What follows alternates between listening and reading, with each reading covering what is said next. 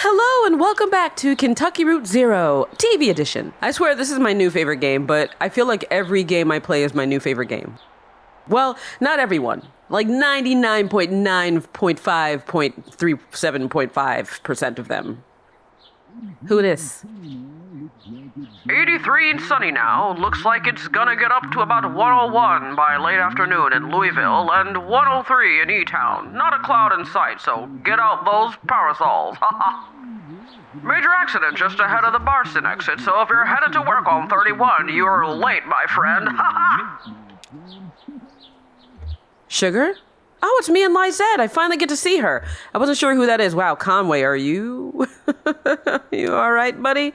I'll take it as is. That's what Ira used to say.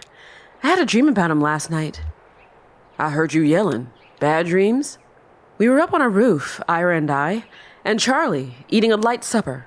I was drinking sweet tea. Charlie was reading. We were surrounded by other houses, closely packed, huge sidewalks. It must have been a... what's that word? A subdivision? That's it, I'm sure. Below us, a group of people were gathered, standing quietly. A man was reading from a book. I asked Ira about the weather. Would it rain on Tuesday, or when would the sun set? Something like that. He wouldn't answer me. Charlie stood up, and Ira told him to watch his step. And then I remembered... I woke up before I could stop him.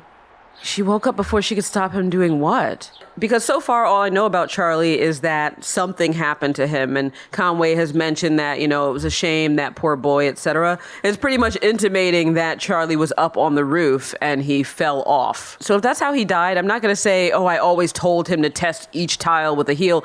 Like, that's not something you say to the parent of someone who just passed away from an accident, it must have been their fault for not listening to me. Charlie was alone on that roof. I guess he was. He was so bright. His teacher said... what was the word? Apt. That's it. How could I forget? It wasn't his fault. Wasn't anyone's fault, Conway. That's what we mean when we say it's... a tragedy? Sure. Well, we have a mail order delivery today. Might be a long drive. I hope the truck can hold up. Long drive? What makes you think so? They said they couldn't come in person. Maybe just a shut-in. I don't recognize the address. The order is all... I'm sure we can fill it. Guess that'll be the last. I guess it will be. The last act of Lizette's Antiques. The... oh, what's the word? I don't want to say death rattle. Finale. Maybe. No, that's not the word. I just need to think a bit. More coffee or something, or I've had too much. It'll come to you. Maybe.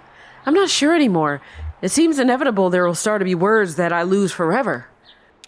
What are those boxes you set in the hallway? Is she suffering from dementia or something else? Because, I don't know. I mean, it's not like these models are very detailed, but Conway looks old. She does not. Those are Charlie's old books. Oh, I thought we could look at them together. That sounds nice. Cora should be here soon. Will you wait with me? Sure, Liz. I'll wait with you. There's your traffic and weather on the 5s. That's every 10 minutes, brought to you by the Consolidated Power Company. Stick around for Old Kentucky Home with Kate, helping you turn your humble home into a mansion after this. I'm telling you, I love the fact that this power company is just looming in the background. Because I know they're bad.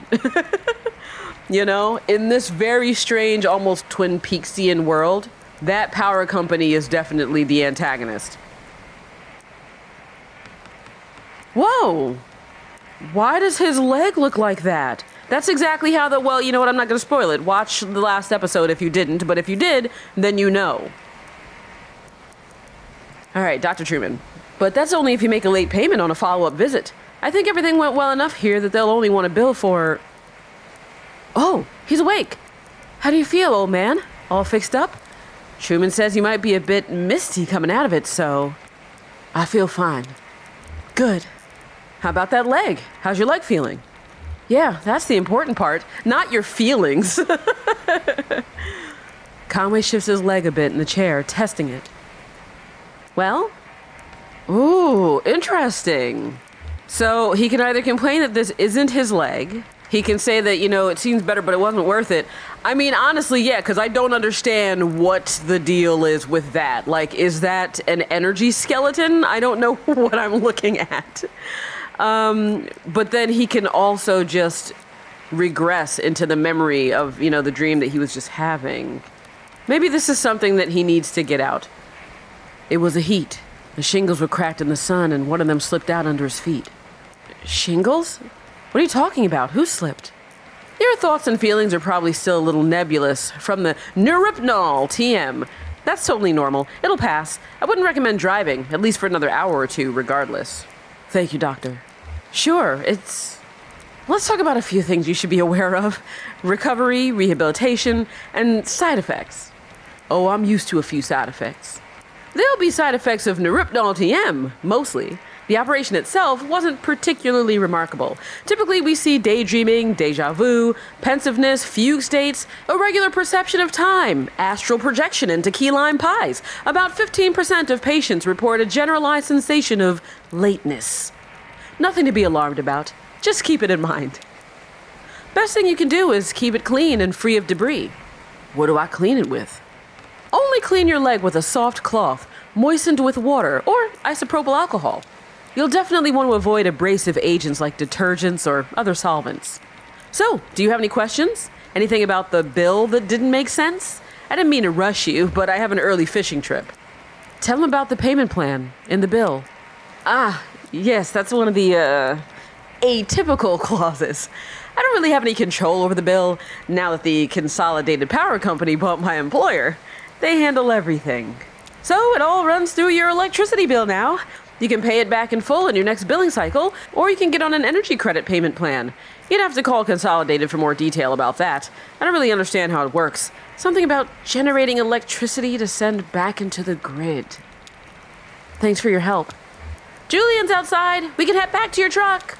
Oh, sweet. I was worried that I wouldn't be able to take the bird again because there was a location that I missed. There was like a farmhouse or something that I just skipped.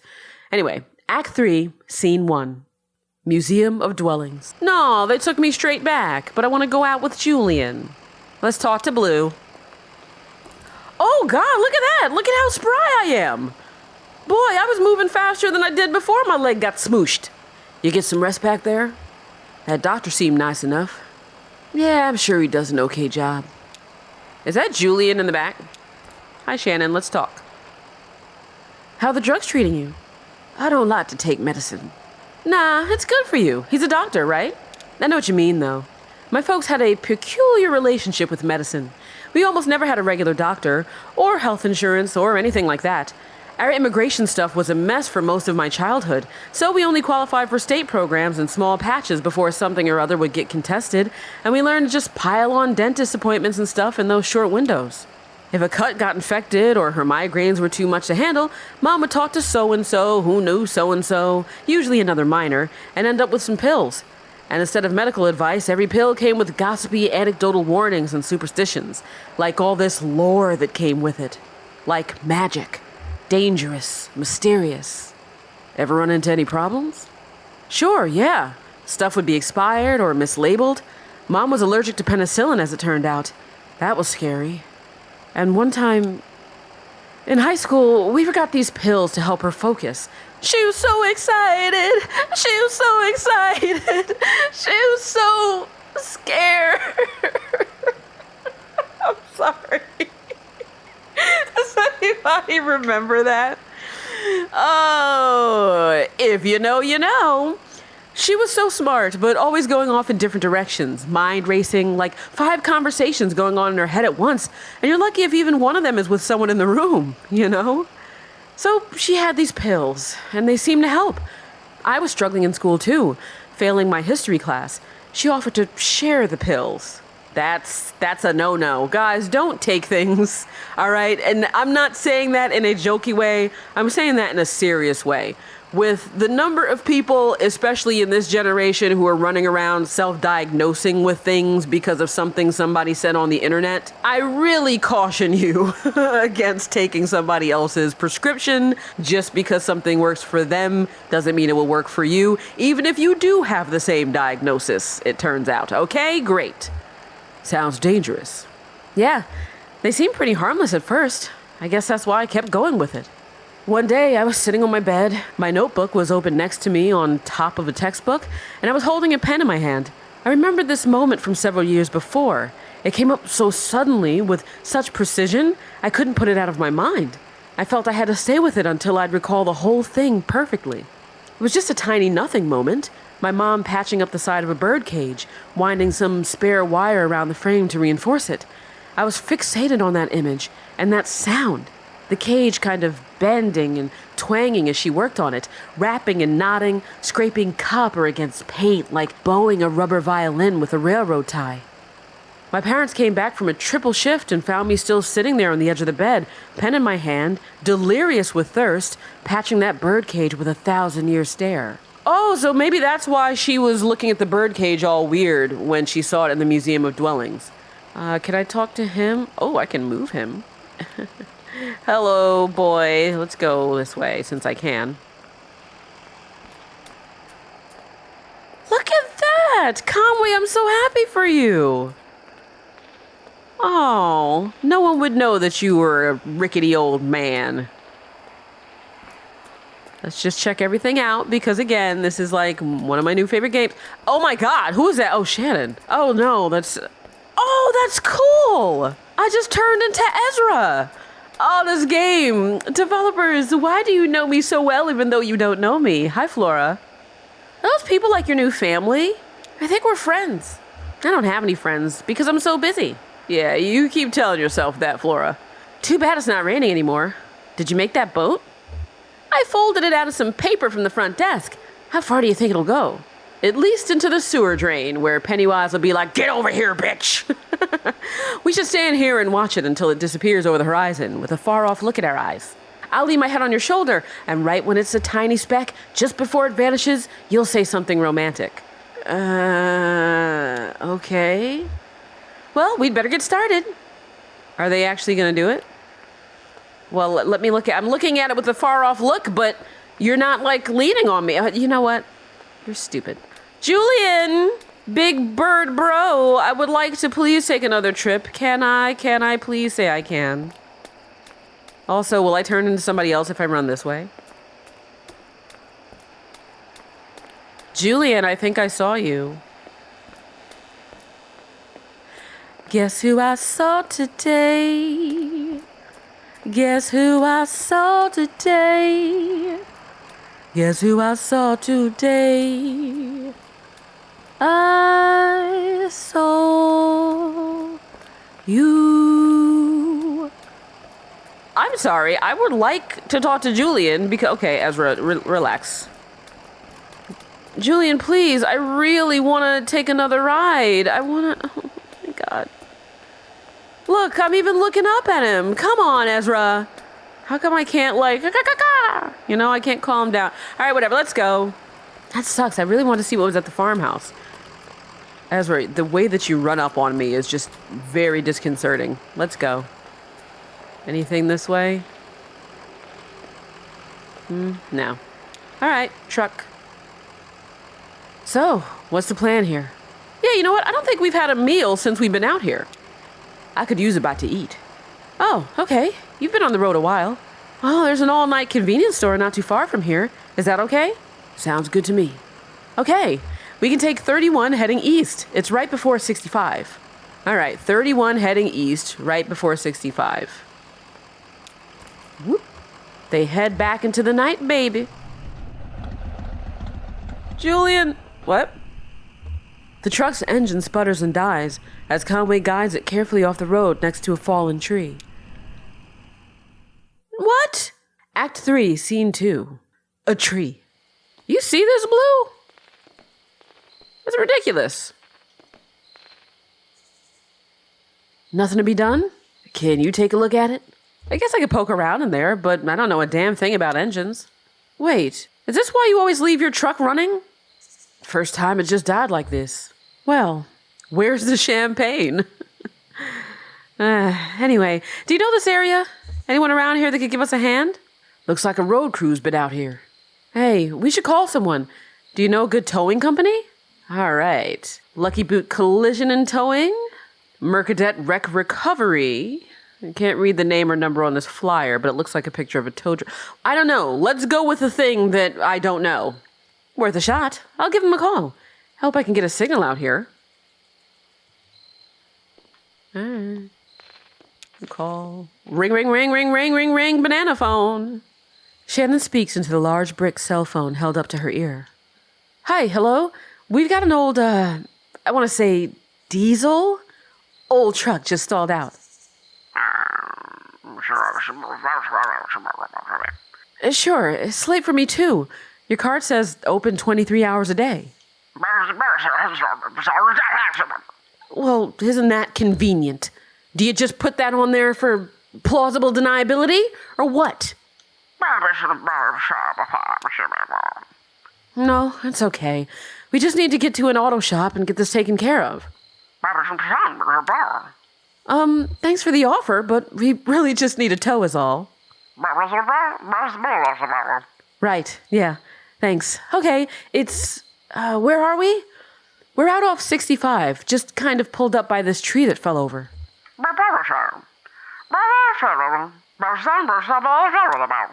Okay, well, I don't know any of those people, but that does sound like the right area. You've been over here before? Okay, whatever you need to do. How long do you think you'll be?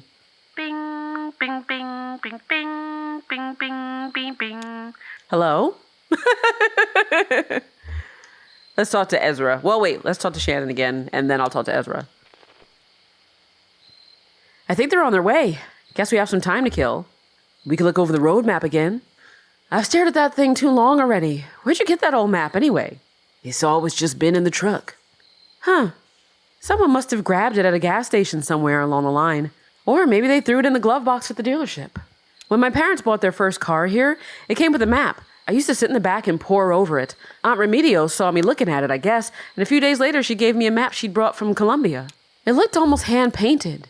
Deep, vibrant colors and rough border lines like anxious brushstrokes. Really pretty.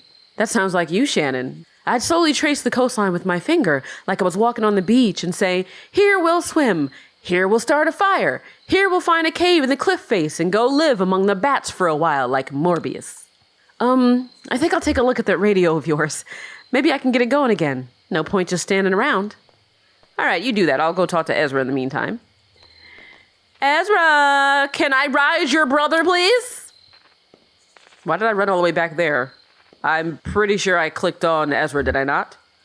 How's it looking? The LEDs are badly corroded, but I'm making progress. That's what I like about working on electronics. It gets easier as you go on. For me, it's just the opposite. Almost there. Okay, Ezra.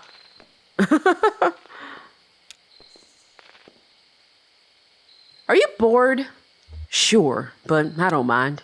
Yeah, I don't mind either. Let's play a game. What would you like to play? We could tell the future with this little tree branch. It's pretty easy. I just bash you over the head with it, and whatever you say in the future is what's gonna happen. We just break off all the little sticks on each section and count through the different things that can happen. Okay, what should we ask? It should be about you. I can't do both the counting out and the questions. What kind of bed will I sleep in tonight? Ezra snaps the smaller branches away, one at a time, counting out possibilities. King size, queen size, twin size, bunk. Bunk. Okay, what else? What kind of job will I have next? Ezra snaps the smaller branches away, one at a time, counting out possibilities. Doctor, lawyer, taxman, driver. Driver! These other branches are too bare. Don't worry about it too much, it's just a bunch of sticks. All right, Blue. I wish Julian wasn't so busy right now. He's got a lot of houses to carry still. Oh, thank you, game, for giving me a reason why the big-ass bird can't take me somewhere. I wish I could help more. How's it going over here, Shannon? Oh. Excuse me. Let's talk about the sky. I'm an astronomy lover. I'm a space girl all the way, so that's always going to come first. Then the trees, because I'm also a nature girl. I'm just a nature girl second. Where are we staying tonight? Oh, it's Junebug. I'll figure something out. Yeah, I know you will. Maybe it'd be nice to stay outside one of these nights. Power down just enough to rest, but keep an eye on the stars. Be there when the birds wake up. Sounds romantic. I'm a real romantic. Lucky me. You know what? They strike me as people who are going to think about what's ahead of them, not what's behind. How far out are we? Are we there yet? Oh, stop. Harry's not going to be happy. You know he doesn't like me anyway. I'll tell him you had to get that drain pipe on tape. Oh, he wouldn't appreciate it. But man, the way those raindrops boom down that thing, I got at least 30 minutes of it. You know, who cares about the radio? I want to know more about the two of you. More than all the silver and gold of this earth. What's that? I don't know. I think I heard it on the radio. What's on your mind, Cricket? I don't know. Just looking at the stars. Hope we get there soon. Never been this late. Which star is your favorite? That little one in the corner. Bobo chaka, bogo chak chak. Sorry. Whoa! Watch where you're going, youngins. Let's talk about the sidecar, because the sidecar is like the extension of your trust in the driver. You know, it epitomizes the relationship that you have, the bond, the dependency of being carried by another human being or something like that. They had a kid with them. I'm sure he's in good hands. He's hanging out with an old dog, an old man, and some kind of telephone technician or something. Sounds boring. I just feel sorry for him is all. Ooh, I want to meet Junebug. Fine, you can make a friend. Briefly. You're the best. And hey, maybe if they're not busy, they can fill some seats at the gig. You know, if no one's there, Harry will try and bilk us on our feet. Wait, you know what? That's bizarre, because that means they're real. Remember in the last episode, like the whole amazing scene that happened at the bar? It was being played out like a student production of whatever Carrington's thing was. I don't know. This game is so freaking good. All right. What's up, Shannon? Maniacs? Are you okay? Got a little dust in my eye. Oh no. Here, I think I have some eye drops. They were in a hurry. Some folks are always in a hurry. Not you, though, huh? You get caught up on a stranger's yarn or a streetlight reflected in a puddle. And nobody can get you moving again until you've let the grace of the moment right into your bones. That's actually kind of how I am. I'm very appreciative of very small things and very big things and very in-between things. Because I think everything has something you can take from it, for better or worse. Like a poet. Like me. Or a donkey. Not like me. I'm not a donkey. I'm toast. I guess that's what I like about you, old man. You know how to wait. I don't think I ever will. All right. Go over here. Hello. Nice to meet you. My name is Conway. Not to be confused with Twitty. Stay here. Careful. He's wicked with strangers. Ha! You didn't have to stop. We've got a tow coming. Hear that, Cricket? We didn't have to stop. Oh, why'd we stop? That's a good question. These folks seem to have a certain handle on the situation. So, let's let Shannon get in on this. You know, I want us to be a duo. Really, you didn't have to stop. Sure, something like that. Listen, we've got 2 questions for you folks. What kind of people do you take us for? I mean, how do we strike you? You seem nice enough. What do you think, Cricket? Our generosity is unmistakable, ma'am. It radiates. It does radiate. Now, here's another question for you. Do you like music? Ezra, you're a child. You stay out of this, okay? Lizette used to sing in taverns on the weekend. Beautiful stuff. Of course you do. Say, they should come to our gig. What an idea. Right now? Right now. Just headed over there on this baby. The Weird Vector. That's what we call our bike. We call it the Weird Vector. Because the front wheel's a little loose. That does not sound safe. We'd be very much obliged. See, we have a regular booking tonight and, well, we're running late. Very late. That's what I told them. Now, the old man who runs this venue, Harry Esperanza, is a notorious withholder, and if we don't get a few bodies in the crowd, well, he'll go all penny pinching on us. Just a short set. We only have one song prepared. You'll come to the gig, won't you? Of course we will. And see, even that dialogue was a perfect demonstration of their dynamic, because Shannon was like, no, we really don't have time. And he was like, no, we can do it. And that's exactly what she was talking about a minute ago, where she was like, you know what, Conway has the time and patience to just wait and experience things, but she doesn't. Of course they will. Can you believe we almost didn't stop? Hungry, old lady? I think I've got crust in the sidecar here. But you having a kid and all? Well, it's all said and done. We stopped. That's all that matters. Our gig's at an old tavern called the Lower Depths. It's over there by Old Charlie Morin Highway, just east off 65. We usually take a ride off the interstate around the arcade. Johnny likes the arcade. That place. I just put fresh batteries in my field recorder. Now, let's see about that truck of yours. I feel certain we can get it running. All right, let me just take a quick look at my notes, and also I see that there's a radio thing down there, which I didn't see before. Lower Depths, take 31 heading east. So my notes are always just either, I guess, objectives or directions. Oh, wait, this is here, so I guess I can still meet Carrington. Oh, I want to do all the things. All right, I want to see Carrington. I want to go to the convenience store. All right. Oh, that's them on the... That's so cute. Wait. See this little thing here? I'm pretty sure that's an observatory, but it doesn't give me a prompt, so I guess I can't go to it. So, first of all, let's see what the radio does. On. AM.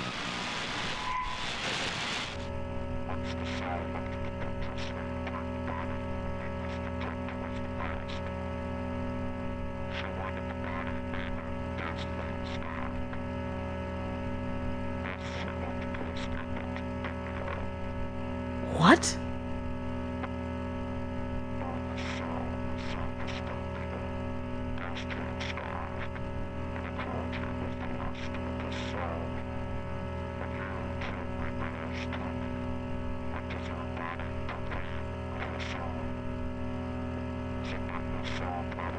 I'm sorry, I had to listen to that because I can't really make it out right now, but maybe in editing I can, and then I can, you know, write on the screen what it said, or at least what I think it said.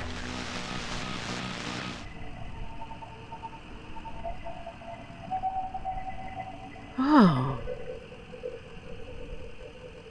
I like that. It sounds like a nervous calliope. You know, like it's the calliope's first performance, and it's like...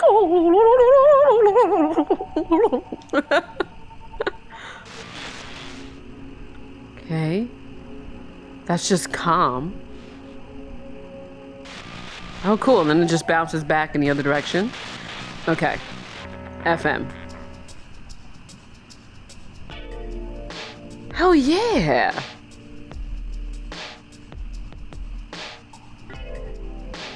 Shannon, baby. I know we haven't known each other for that long. But ever since you fixed my smushed leg, I feel like we got it going on.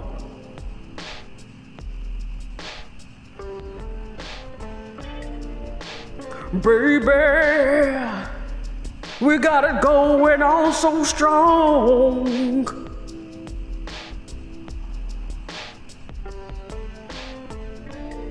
And I'm delivering love to you all night long.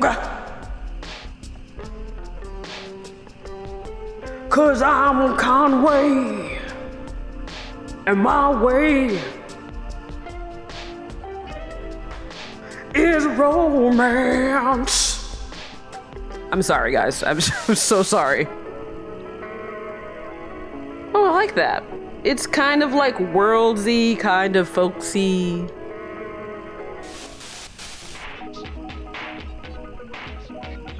.1. All right, getting close to some pop.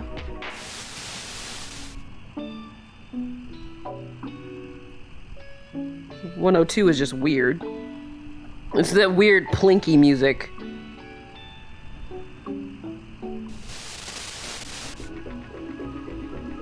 Ooh, I like 105. That's kind of like mystery music. All right, but I don't want to listen to anything right now. First, we're going to go back to Equus Oils because I want to see Carrington. Act 3, Scene 3. Equus Oils. Yay, there's Carrington! Carrington, hey! Well, let me talk to Joe first. Hey, Joe, look at how I'm running with my new leg. Truck sounds like it's running kind of rough there. Better keep an eye on it. We're all running a little rough these days. Well, that's you and me anyway. Closer to the finish than the start. Seems it gets a little bumpier as you go. Ha! Do you have any games on your computer? Hey, you know what? I might. My niece works nights at the hospital, and she swung by for a lunch break an hour or two ago. She's kind of a... She doesn't talk a whole lot, but I like her company. I heard her typing away in there. You might take a look. We've been to the zero. I figured. Well, listen, I wish you luck, but I don't really want to talk anymore about that. Bad memories. Glad to hear you're on your way, though. I hear there's going to be a show in the morning. So there is. I'll have to put on some more coffee. Better get going.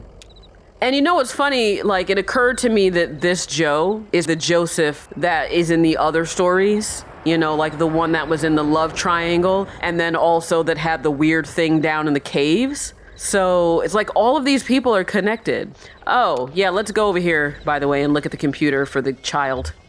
Conway taps a key, waking the computer from its reverie. Well, let's see, are there any new messages? Help desk at Rust Archives. I don't remember there being anything from the help desk. I think last time the first one was from his friend Donald. From the help desk. Requested articles. Dear Mr. Wheattree, the articles you've requested have been retrieved from storage and are ready for examination. They'll be held at your convenience in our primary branch until the end of the month. You may visit us between sundown and sunrise at our night facility. We're an easy 3 gestures from the bureau. Clockwise to the anchor, counterclockwise to the whirlpool, then briefly clockwise. Okay, so let me take that down again, just in case the game doesn't. Regards! Okay. See, man, this is what I mean about a game that rewards curiosity. They know how to do it. Let's see if there's anything new from Consolidated, or if this is the same old one. All right, account resolution options urgent. I don't know if I think it was urgent last time. This is an urgent automated message regarding your overdue account. Your current account status is dire. No, this is definitely new. New resolution options are available to you in one of our in-person account resolution centers. To ensure your account is resolved without interruption, visit us at your convenience. From the bureau, okay, I got another one here. I'm kind of nervous to go there. Sincerely, your friends at the Consolidated Power Co. Okay. I don't think you're our friends. Exit to that. All right, let's go to games. Directory listing for games. Psychotherapist. Sports medicine professional 1973. Well, guys, if you've spent any time at all on my channel, and I know you have, if you're somebody who's watching this, because only like the veterans here, only the absolute best of you, the tippity top sugary toasty crust of you would watch me play games like this. Everybody else is here for like the exciting shit. You guys are here for the stuff that's like slow paced and slow burning. You know, the stuff that really gets me in my heart. Anyway, you know I'm gonna pick psychotherapist. Loading psychotherapist. Ready, run. All right. I am the psychotherapist. Please describe your problems. Oh, I'm thinking of drinking again. Do you believe it is normal to be thinking of drinking again? It's been a while, but things are changing. That's quite interesting. I'd like to try an exercise now. Please close your eyes and ask another person to read the following text aloud. It's summer. You're sitting in a very long hall on a backless stool. The seat is upholstered in fake leather, slick with condensation.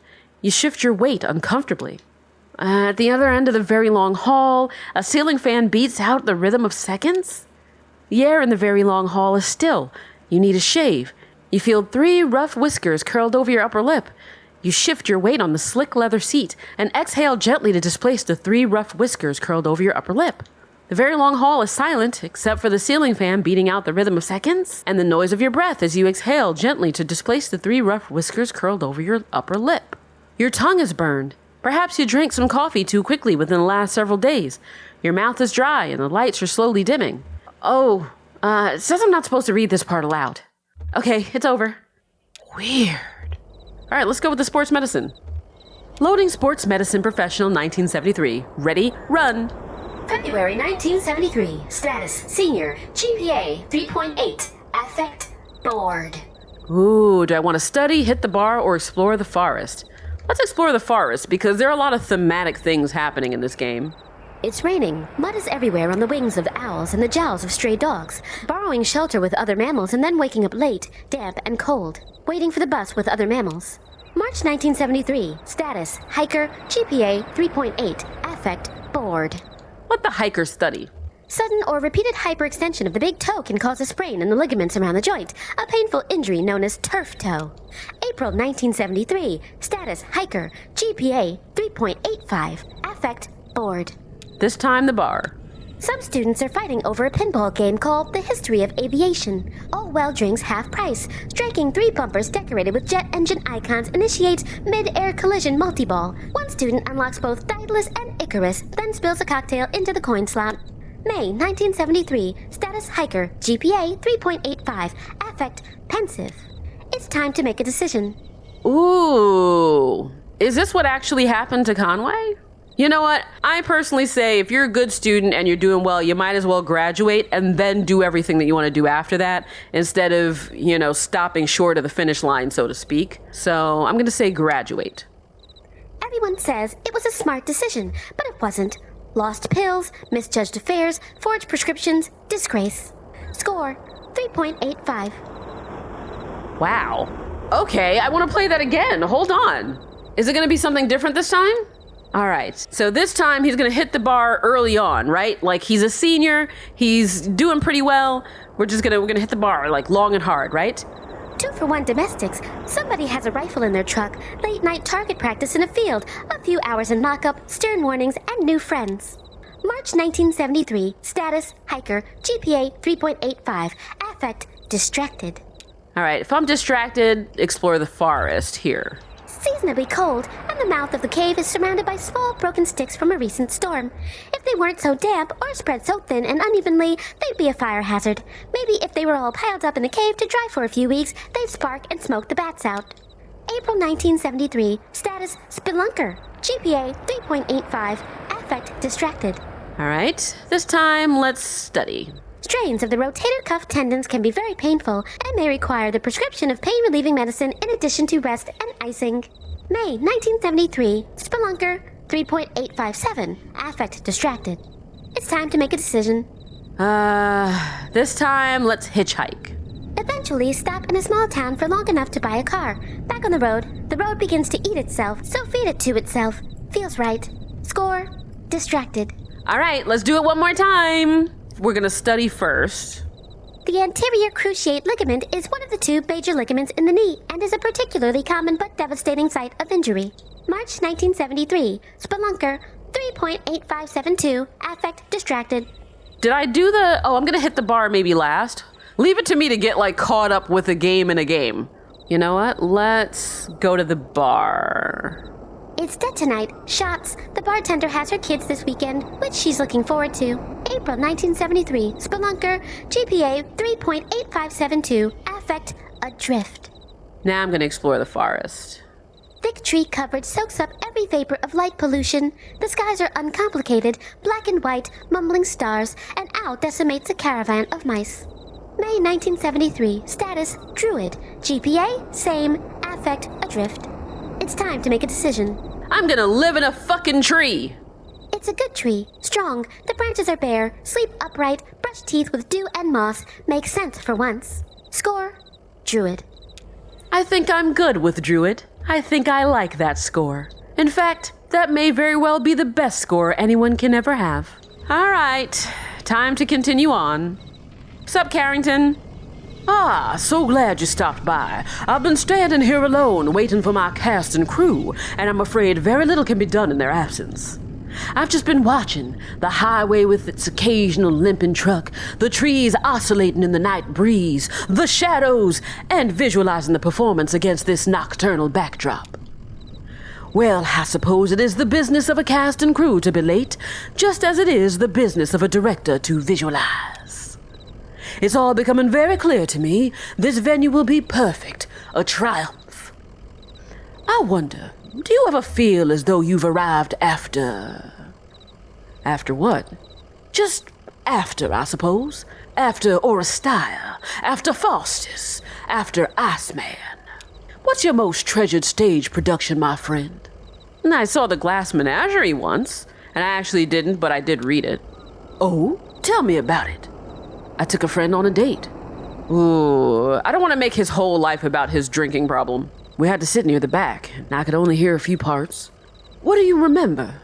They played this strange music through the whole thing. Yes. Quite an experimental production, really. Did you know? Plastic theater. So, that said, I have my vision for the transformation of this venue, but it's all still unsettled in potential while we wait for the cast and crew to arrive. So tell me, what do you think? Where should the actors perform? Where should the audience sit? Why not just put them both together? Interesting. To collapse the audience-performer hierarchy, at least spatially. Yes, I think you're right. How bold. You've given me a great deal to think about, friends, and it seems I'll have some time yet to consider it all. Well, surely the cast and crew will arrive within the hour, and we'll begin constructing the set and arranging the lights. I hope you can come by again to see me before the show, but I understand you have your own tasks to carry out. This is a game, after all. There are quests. Just remember, the death of the hired man, Equus Oils, Dawn. All right, off we go to the truck. Also, here I go to my seltzer, which is almost done. Okay, if Julian is so busy, why is he just flying around me? You know what I mean? That's making me feel like I should be able to do something. Actually, let's just travel around. I haven't done that in a while. Just see if new locations pop up. So let's. Oh, the museum is back. Yes! That made me happy. I just figured, you know what, let me take a detour back to Mammoth Cave Road. So guys, I wasn't wrong to make mental notes and also written notes of the different locations, because I assumed that since I tried to go back here that it just disappeared and it was done. But it turns out that I guess there are certain locations you can only visit again when the game wants you to. So great, now I can go in here and check out Joseph's archives that he said he wanted me to see. Anyway, a few feet inside the museum doors, the ambient sound of the highway drops sharply away. The room is cold, dark, and still. 3 gray figures sweep up broken glass. Conway picks up a broom and helps clean up. They carefully sweep the glass, stopping now and then to get on their knees and pick up a large chunk, or delicately brush some smaller fragments into a dustpan. Conway moves into the hall to look for a trash can. A large plastic trash bin with wheels is parked around the corner, but it's already overflowing. Where did all of this glass come from? What? No! Come on! I want to go inside. Also, it came from me because I basically shattered the window last time, but we won't talk about it. Anything on Sunfish B Spring, Sunfish Road, Spring Hill? No. Okay. Just looking for new things before I go to the 2 things. Ooh, a picnic. A blanket is spread in the grass just off the road. It would make a reasonable spot for a picnic, sheltered in the daytime by a coffee tree. Shannon walks over to the picnic spread. 5 places are set. 1 place is piled with ham, another with apples. I love apples, man. Shannon pushes at an apple with a stick. The apples are waxy. No, the apples are wax. Wax apples for display. Maybe toys? Someone must have been here, playing at a picnic. The supplies are weathered. Hard to tell how long ago that happened. Weird. Oh, and it was on Annetta Road. Okay. Ooh, pond. A few cows drink from a small pond by the intersection. There's no fence in sight. Ezra suggests they may be wild cows, but the possibility is dismissed. He runs down to the edge of the pond, to a pile of small rocks, and throws one in. Conway walks to the pile of stones. He sifts through the pile until he finds 2 flat, smooth stones. Ezra watches with interest as Conway skips the stones across the pond. Ezra pays careful attention to Conway's shoulder. He wouldn't have thought to throw his shoulder forward that late. It looks like a clumsy afterthought, though there's something crude about it. Maybe that's where the strength comes from. Ezra takes a rock from the pile. He turns himself perpendicular to the edge of the pond, leans down, snaps his wrist, and grunts distastefully as he throws his shoulder forward. 3 skips. Not bad.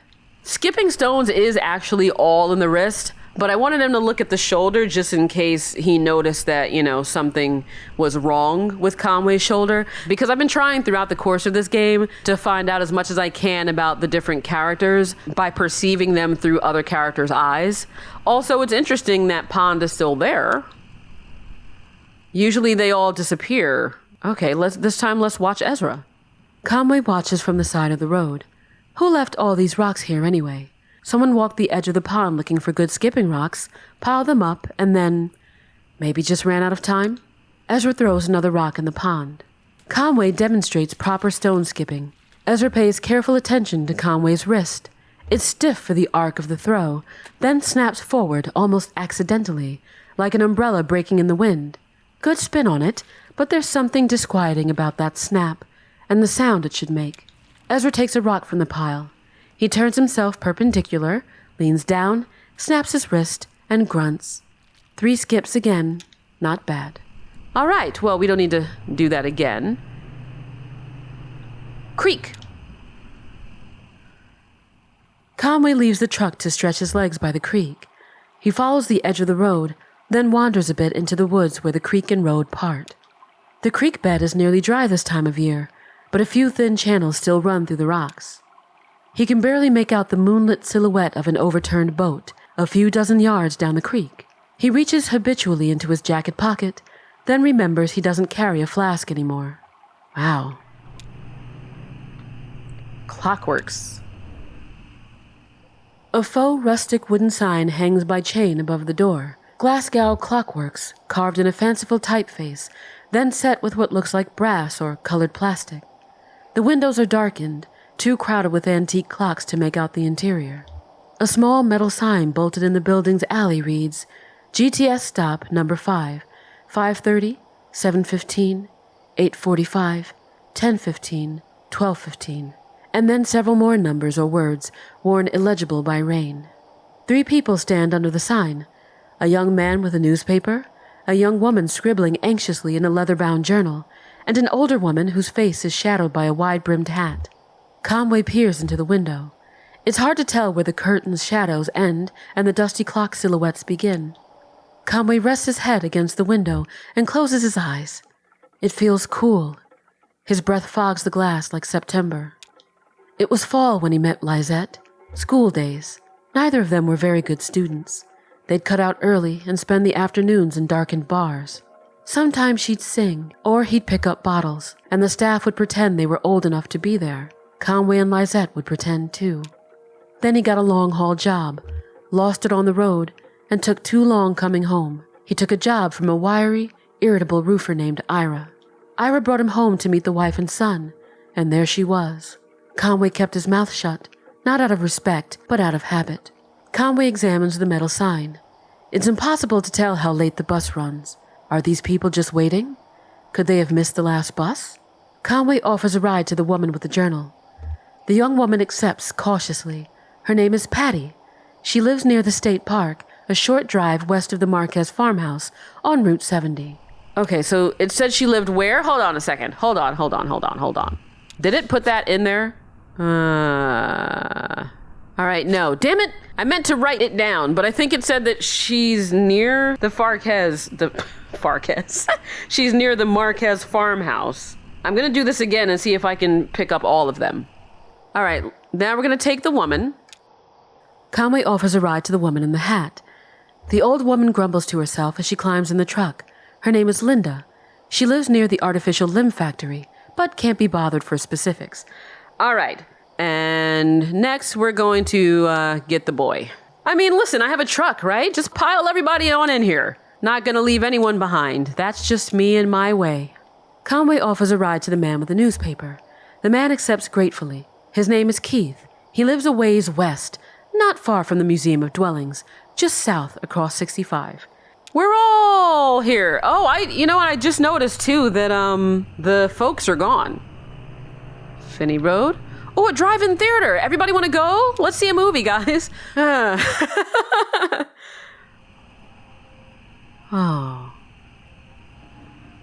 That's one thing I regretfully in my life have never had the opportunity to go to. Like, I've gone to an outdoor theater before, and, you know, I just, like, sat in the grass, and that's a whole different kind of cool experience where you have a bunch of people just out on their blankets and in their chairs, and you don't know them, and then, you know, you all get to experience this together. But I've always wanted to go specifically to a drive-in theater, you know, and just be in the car with my steady, you know, and he goes and gets me popcorn and candy. Anyway.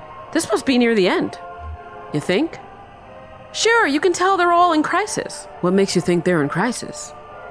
It's in their posture. See how the big one is all slumped there? If they were just introducing him, they'd want him to look tall and powerful. Now you see him worn down to almost nothing. Ooh, is that being meta? Because when the game introduced Conway, he was slumped over, which means the developers were trying to suggest that he was in crisis. It's pathetic. That's the idea, Cricket. Do you think they'll start it over after the ending? Yeah, they do that sometimes. Good. I want to know how it starts. Maybe we can ask those folks in the pickup. They look like they're sleeping. Do all these people know each other? I think they work together. The big guy's new. He's trying to fit in. Oh, okay. How come nobody talks? It's silent. Before your time. Do they just play old movies here? I don't know much about movies. No? That's funny. You seem like the type. Sitting in a theater watching some old cowboy movie. Big old bag of popcorn. For what it's worth, I don't know much about movies either. I like TV. You know the difference between film and TV? A film is projected light that gets bounced off a screen. You see the reflection. With a TV, you look straight at the light. Damn, did you see that? I'm not sure you should be watching this, kid. I'm not watching. I didn't see that coming. Took a violent turn there. We should get back on the road. Let's just watch, see how it ends. I'll have my seltzer while you watch. So, what are you hauling back there? Anything good? You been driving long?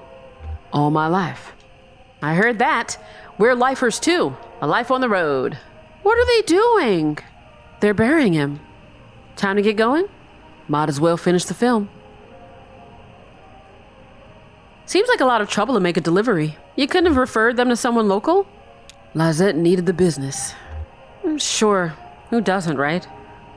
Whoa! That's it? Yeah, it just kind of trailed off. It was really weird the way the big guy just sat down in the road like that. What do you think it means? He gave up.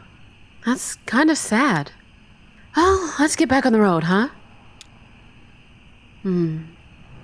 Boy. Oh, they're back with me now. All right.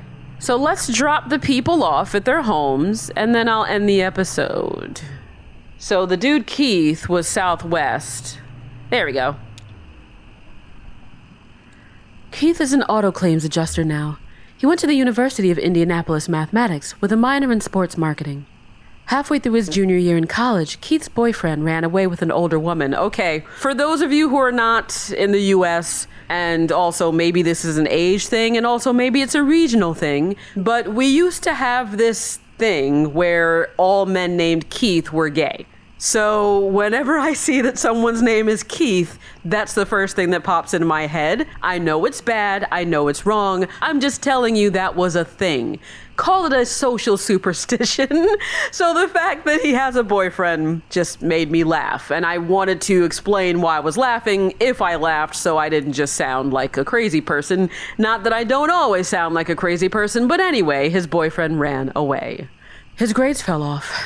He stopped shaving.